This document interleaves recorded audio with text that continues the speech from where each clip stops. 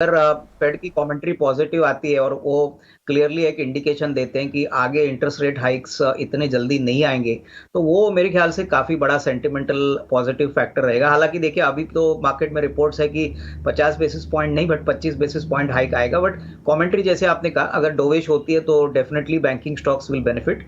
और यहाँ पे मुझे लग रहा है कि जो सरकारी बैंक्स है जैसे कि एसबीआई है, कैनरा बैंक है, आईसीआईसीआई बैंक है, मुझे लग रहा है कि देखिए बड़े बैंक्स की जिनकी बैलेंस शीट बड़ी है, जिनका लोन बुक काफी बड़ा है, I think that these are the banks where आपको पहले एंट्री पॉइंट लेना चाहिए, क्योंकि कोई भी पॉजिटिव सरप्राइज आता है तो पहले इन बैंक्स में आपको एक अच्छा पॉजिटिव अपसाइड देखने को मिलेगा। और जैसे आपने कहा कि मैक्रोज डेफिनेटली अच्छे रहेंगे, क्योंकि अगर क्रूड $72 है तो डेफिनेटली इसका मतलब है कि हमारा जो ट्रेड डेफिसिट का नंबर है, करंट अकाउंट ट्रेड डेफिसिट का, वो भी मेरे ख्याल से अच्छी तरह से मैनेज हो सकता है। तो कहीं ना कहीं मुझे लग रहा है कि SBI, Canara bank, ICICI bank, आप इसमें you can even look at smaller banks like IDFC first और एचडीएफसी बैंक, तो हम वी कैन नॉट इग्नोर कि एचडीएफसी बैंक और एचडीएफसी का भी एनसीएलटी ने मर्जर भी फाइनल किया है।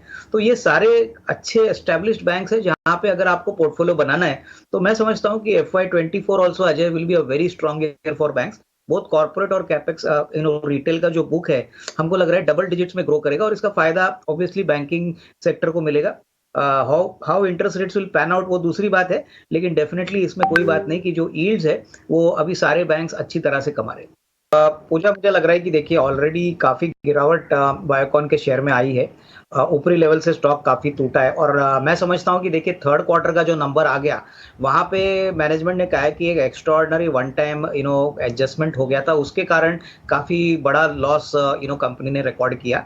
अगर हम उस लॉस को हटा दे तो मेरे ख्याल से लॉस उतना बड़ा नहीं था। और सबसे बड़ी बात, इनकी जो सब्सिडरी है सिंजीन, वो तो काफी अच्छी काम कर रही है, प्लस ड्रग मॉलिक्यूल्स के ऊपर बायोकॉन का काम चल रहा है। तो मेरे ख्याल से देखिए ये जो ब्लॉक डील हो गई वो तो बात अलग है, बट मेरे ख्याल से 202 203 के रेट पे बायोकॉन में जो भी नेगेटिव्स है, मुझे लग रहा है कि मोरलेस फैक्टर इन की है।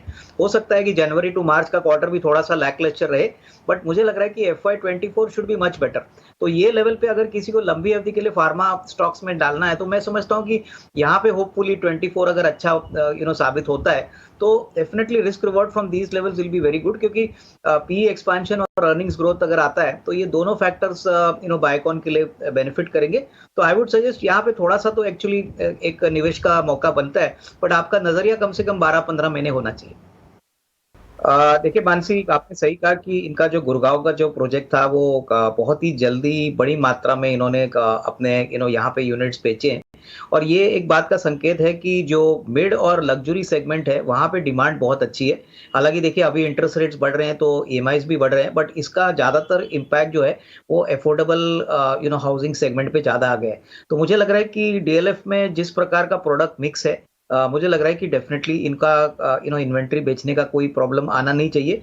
Not only the March quarter but even FY24 के लिए मुझे नहीं लगता है कि rising interest rates will have a significant impact on the luxury segment. तो कहीं ना कहीं मुझे लग रहा है कि अगर किसी को नेक्स्ट 12-15 महीने का भी व्यू लेना है, तो डीएलएफ डेफिनेटली एक स्टडी और काफी स्ट्रांग प्लेयर है, जिनका लैंड बैंक और जो प्रोजेक्ट्स है वो ज्यादातर मिड और लग्जरी सेगमेंट में काम करते हैं। तो अफोर्डेबल हाउसिंग सेगमेंट में मुझे लग रहा है कि थोड़ी सी दिक्कत आ सकती है, but company like DLF can definitely tied the challenging waters, क्योंकि यहाँ पे डिमांड की कोई प्रॉब्लम नहीं है। इंटरेस्ट रेट्स बढ़ने के बाद भी यहाँ पे इन्वेंट्री की सेल काफी अच्छी हो रही है। तो ओवरऑल नेट नेट डीएलएफ के लिए मेरे ख्याल से अगले 3-4 क्वार्टर स्ट्रांग ही रहेंगे, ऐसा मुझे लग रहा है।